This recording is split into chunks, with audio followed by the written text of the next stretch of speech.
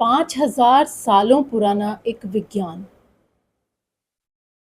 भारत की वो पद्धति जिसे आज देश विदेश में जाना जा रहा है। इस विज्ञान का नाम है आयुर्वेद। वो वेद जिससे हर बीमारी का इलाज भारत में वर्षों पहले किया जाता था और आज एलोपैथिक पद्धति आने के बाद जिसे जान पहचान मिलना कम हो चुका है।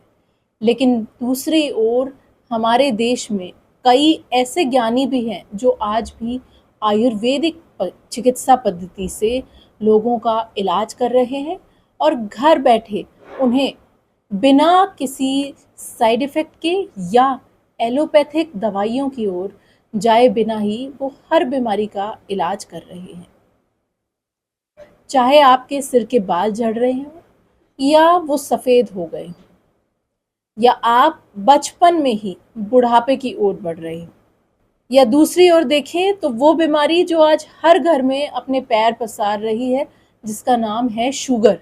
जी हाँ, वो बीमारी जो आज बच्चे से लेके बूढ़ों तक को परेशान कर रही है। लेकिन क्या आयुर्वेदिक चिकित्सा पद्धति से इन सभी बीमारियों का इलाज संभव है, और संभव है तो कैसे?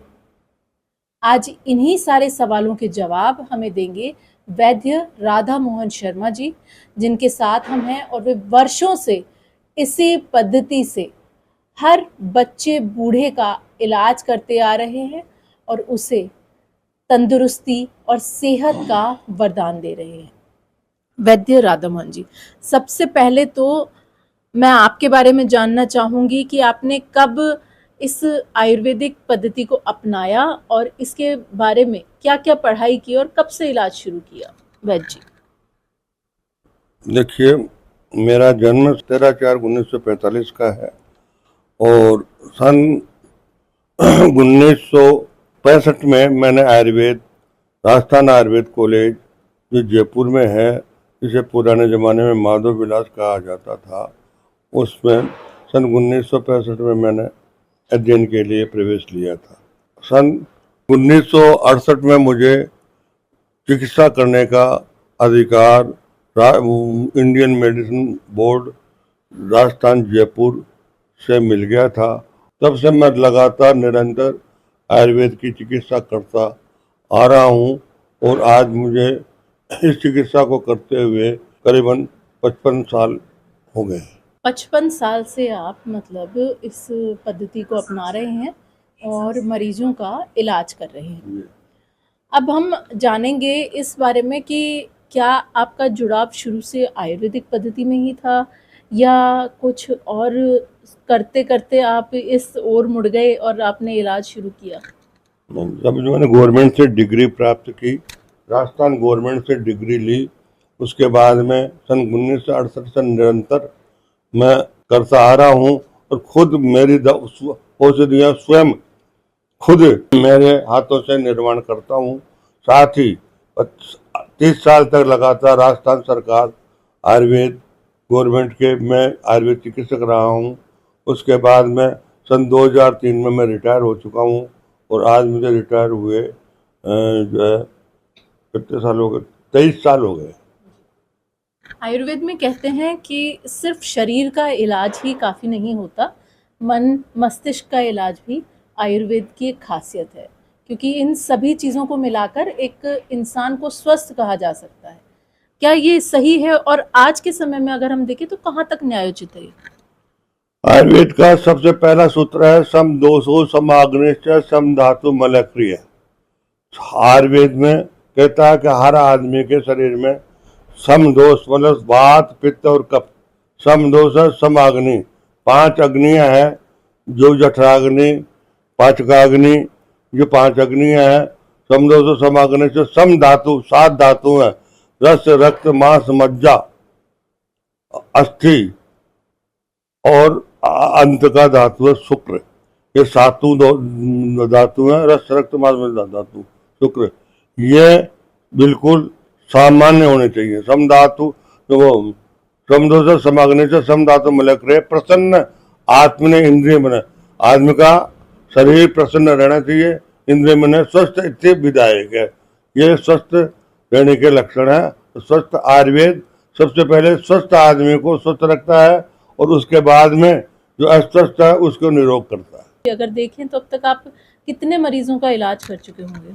मैं राजस्थान गवर्नमेंट आयुर्वेद राजस्थान सरकार से रिटायर हूँ और सरकार में रहते हुए आयुर्वेद विभाग के अधीन मैंने कम से कम 20 से 25 कैंप जो लगाए हैं जिनमें मैं स्पेशलिस्ट रहा हूँ। खासतौर से श्वास, पाइल्स और बालों का रोग, इनमें मेरा विशेष अनुभव है। आज अगर एक बच्चे की भी परेशानी देखें तो उसमें सबसे बड़ी परेशानी होती है कि उसके बाल झड़ रहे हैं या एसएमएस सफ़ेद हो रहे हैं। तो इसका क्या कारण है और क्यों इतना ज़्यादा बदलाव देखा जा रहा है? देखिए, बाल बाल जो है, जब बच्चा गर्भस्थ शिशु में होता है और गर्भस्थ में 9 माह के अंदर अंदर ही पेट में ही शरीर में वो सिर में पूरे बाल आ जाते हैं। तो उसके बाद में जो बाल शुरू में ग्रोथ जो बनती है माँ के गर्भ में, वो ही छिद्र, रोम छिद्र, वो यथावत मरने दम तक बने रहते हैं। और एक आदमी के शरीर में 4 लाख से 5 लाख रोम छिद्र होते हैं सिर में। और वो जब बड़ा होता है, शिशु होने के बाद में बड़ा, तो आज के खान पीन के हिसाब से 4 साल से लेकर के और 30-35 साल तक ही बच्चों के बाल सफ़ेद होने लग जाते हैं और झड़ना भी शुरू हो जाते हैं, पिगमेंटेशन खत्म हो जाता है। उसका कारण है प्रदूषित खान पान। आज की तारीख में जनरेशन पिज़्ज़ा, बर्गर और ये जो खाते हैं वो खाने की वजह से होते हैं। इसके अलावा आयुर्वेद सिद्धांत के हिसाब से कब कौन चीज़ क्या खानी चाहिए उसका पूरा ध्यान रखते हुए यदि खाते हैं तो सारे बाल वापस भी ठीक हो जाते हैं और इसकी चिकित्सा से बाल बिल्कुल ठीक हो जाते हैं, खास तौर से आंवले के प्रयोगों से। अगर किसी मरीज़ के बाल झड़ रहे हैं या किसी बच्चे के बाल झड़ रहे हैं, सबसे पहले तो हम बच्चों से ही लें या युवाओं से लें, तो क्या करना चाहिए आयुर्वेद के अनुसार? और सबसे पहला क्या ऐसा एक उपाय है या क्या ऐसा इलाज है जिससे बाल झड़ना और बाल सफ़ेद होना रोका जा सकता है? बालों के लिए सबसे प्रथम योग्य चिकित्सक के पास जाना चाहिए और योग्य चिकित्सक से ही अपना इलाज कराना चाहिए। बाल पुनः, मेरा जो अनुभव रहा है 40 साल का, उसमें मैं नए बाल जो बाल झड़ गए हैं वो वापस पुनः उत्पत्ति हो जाती है। कितना समय लगता है? इसके समय की कोई सीमा नहीं है। क्यों? कि आयुर्वेद में के अनुसार हार्मोन्स कैपेसिटी, आदमी के हार्मोन्स प्लस हेरिडिटी, खानदानी, प्लस खुराक, उसके हिसाब से हमारा काम है केवल बालों को उगाना, बच्चों को पैदा करना, बच्चों को बड़ा करना। जैसे बच्चा उम्र के हिसाब से धीरे धीरे बड़ा होता, उसी हिसाब से 3 महीने से लेकर के और साल भर के अंदर करीब करीब बाल तो 1 महीने में उगना शुरू हो जाते हैं। मेरी जो चिकित्सा है उसका अनुभव है 40 साल का। अब बाल जो ही मैं दवा दूंगा 1 महीने में, जिनके किसी कारण से बाल झड़ गए वो पुनः नए बाल वापस उगना प्रारंभ हो जाते हैं।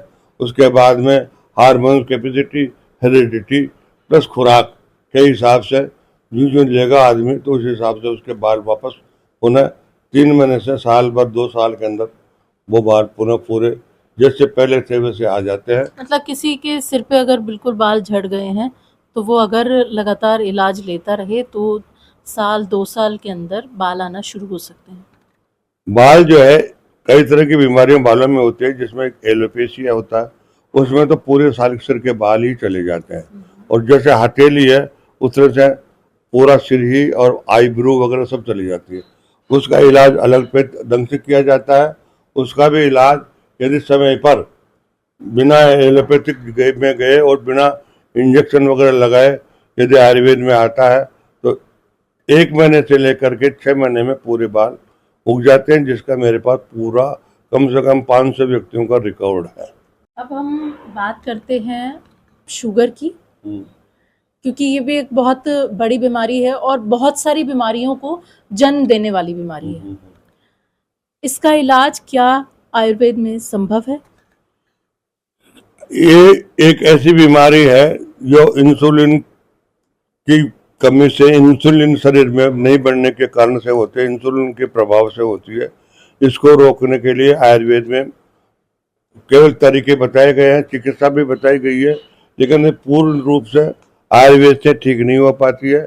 इसलिए एलोपैथिक इलाज करवाते हुए आयुर्वेद चिकित्सा यदि कोई लेता है तो उसकी जड़ से यह बीमारी ठीक हो सकती है।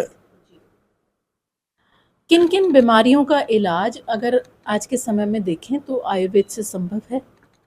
आयुर्वेद से करीब करीब सभी बीमारियों का इलाज संभव है, लेकिन इसमें रिसर्च बेस है और किसने कितने लोगों का इलाज किया उसके पास यदि रिकॉर्ड हो तो उसके आधार पर ही इलाज है। कैंसर तक का इलाज इसमें संभव है, लेकिन शुरू में कैंसर का होते तत्काल एलोपैथिक में उसकी वाइप्सी और इलाज करवाना चाहिए। उसके बाद में पुनः न हो इसके लिए आयुर्वेद की शरण में लेनी चाहिए। ल्यूकेरिया लेडीज संबंधी रोग है, उसमें भी आयुर्वेद पूर्ण सक्षम है। और बवासीर में करीब करीब 90% आयुर्वेद की खाने की दवा मात्र से पूर्ण इलाज हो जाता है।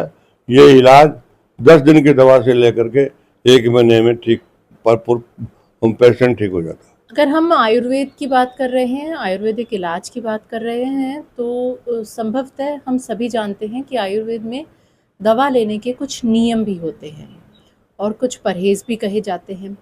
तो क्या उन परहेज़ों को ना करने से मरीज़ किसी और बीमारी का भी शिकार हो सकते हैं?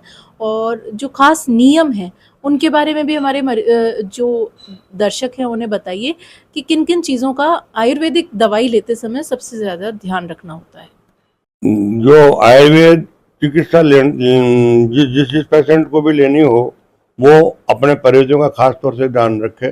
जैसे दूध पर दही का इस्तेमाल नहीं करें, है ना। मधु और शहद, मधु यानी शहद प्लस घी बराबर करना ले में, है ना।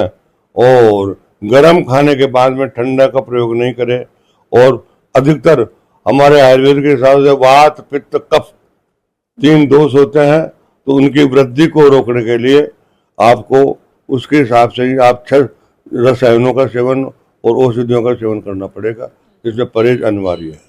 सबसे बड़ा यहाँ सवाल आता है वात पित्त और कफ। इसके बारे में भी थोड़ा बताएं कि वात पित्त और कफ आखिर हैं क्या और इन्हें कैसे बैलेंस बना के रखा जा सकता है? एक आम इंसान कैसे बैलेंस बनाए अपने घर में ही? मैंने भी जैसे बताया था, समदोष समाग्ने से सम धातु मलय क्रिया। समदोष का मतलब वात पित्त और कफ, ये तीनों शरीर में बराबर के होने चाहिए। यदि किसी का वायु बढ़ गया तो सिर शरीर में दर्द वगैरह बढ़ जाएगा। अगर पित्त बढ़ गया तो ये बाल जो है सफेद होना शुरू हो जाएगा। और पित्त होने से एसिडिटी, अम्ल पित्त, जलन, इस तरह की बीमारी हो जाएगी। कफ बढ़ने से कफ है, खांसी और शरीर में दर्द, जोड़ों में दर्द, इस तरह की बीमारी हो जाती है। इसलिए समदोषों के हिसाब से आयुर्वेद को खान पीन, आयुर्वेद बताता खान पीन करना चाहिए। और सम धातु, सातों धातु, इनकी पोषण के हिसाब से ही भोजन लेना चाहिए।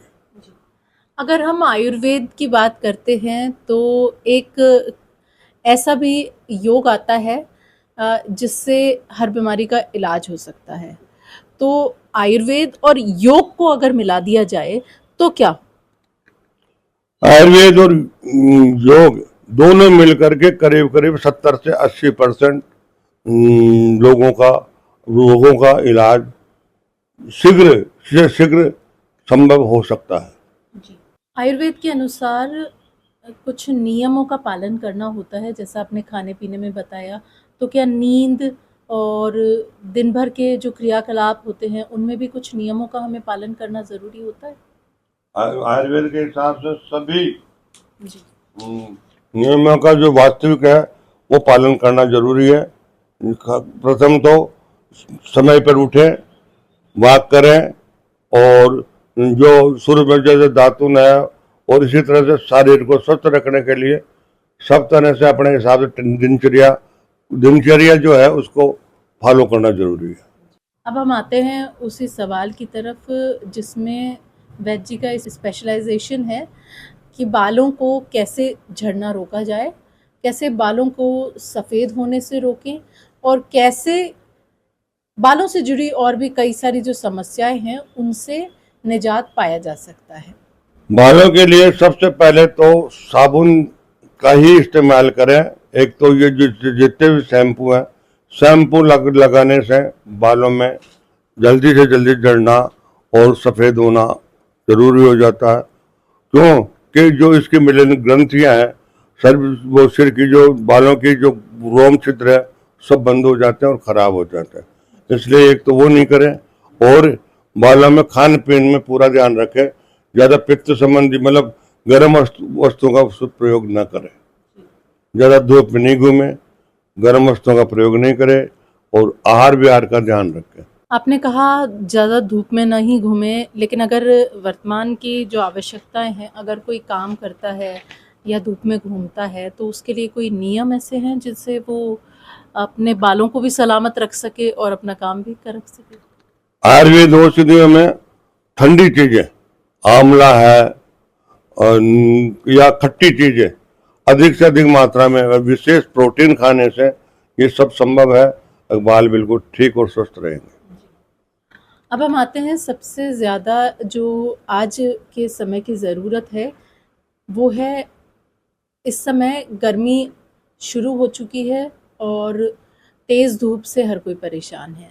तो ऐसे में हम क्या क्या आयुर्वेद के अनुसार नियम अपना सकते हैं और अपनी दिनचर्या को सही रख सकते हैं? अधिक धूप में नहीं घूमे, घूमने से पहले जो है खूब पानी पिए। पानी पीने के अलावा भी अधिकतर आंवले का प्रयोग ज़्यादा लेवें, ठंडी चीज़ों का प्रयोग ज़्यादा लेवें, छाछ दही और कैरी और इस तरह की चीज़ें ज़्यादा लें, नींबू पानी ज़्यादा लेवें जिससे शरीर में किसी तरह की तकलीफ न हो। तो ये थे हमारे साथ वैद्य जी जो कि पिछले काफ़ी वर्षों से इलाज कर रहे हैं आयुर्वेद के अनुसार और अनगिनत मरीज़ों का इलाज कर चुके हैं और उन्हें तंदुरुस्ती का वरदान दे चुके हैं।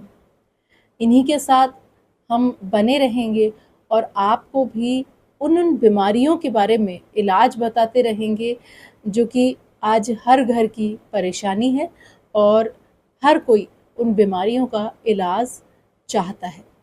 मॉर्निंग न्यूज़ इंडिया, अंबिका सहयोगी अजीत के साथ। ऐसे ही और वीडियोस देखने के लिए सब्सक्राइब करें मॉर्निंग न्यूज़ इंडिया को और जुड़े रहिए हमारे साथ।